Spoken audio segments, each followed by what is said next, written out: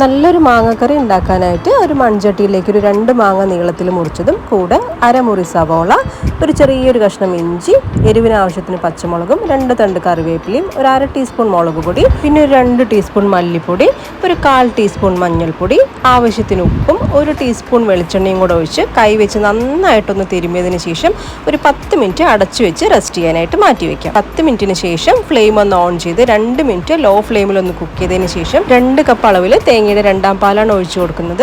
തേങ്ങയുടെ 2ാം പാൽ ഒഴിച്ച് അടച്ചു വെച്ച് നന്നായിട്ടൊന്ന് കുക്ക് ചെയ്തെടുക്കാം. ഇനി ഇതിലേക്ക് ഒരു 1/4 ടീസ്പൂൺ ഉലുവാപ്പൊടി ചേർത്തിട്ടുണ്ട്. കൂടെ തന്നെ 1 കപ്പ് അളവിൽ തേങ്ങയുടെ 1ാം പാലും കൂടെ ഒഴിച്ച് നന്നായിട്ടൊന്ന് മിക്സ് ചെയ്തതിന് ശേഷം ഫ്ലെയിം ഓഫ് ചെയ്യാം. 1ാം പാൽ ഒഴിച്ച് കഴിഞ്ഞാൽ തിളയ്ക്കാൻ പാടില്ല, അത് ശ്രദ്ധിക്കണം. ഇനി ഒരു പാനിലേക്ക് 1 ടീസ്പൂൺ വെളിച്ചെണ്ണ, കുറച്ച് കടുക്, കുറച്ച് ചെറിയുള്ളി നീളത്തിൽ മുറിച്ചതും കറിവേപ്പിലയും വറ്റൽമുളകും കൂടി ഇട്ട് നന്നായിട്ടൊന്ന് ബ്രൗൺ കളർ ആവുന്ന വരെ വഴറ്റിയതിന് ശേഷം ഈ ഒരു കറിയിലേക്ക് ഒഴിച്ച് കൊടുത്തു കഴിഞ്ഞാൽ നല്ല കിടിലൻ ടേസ്റ്റുള്ള മാങ്ങാക്കറി റെഡി.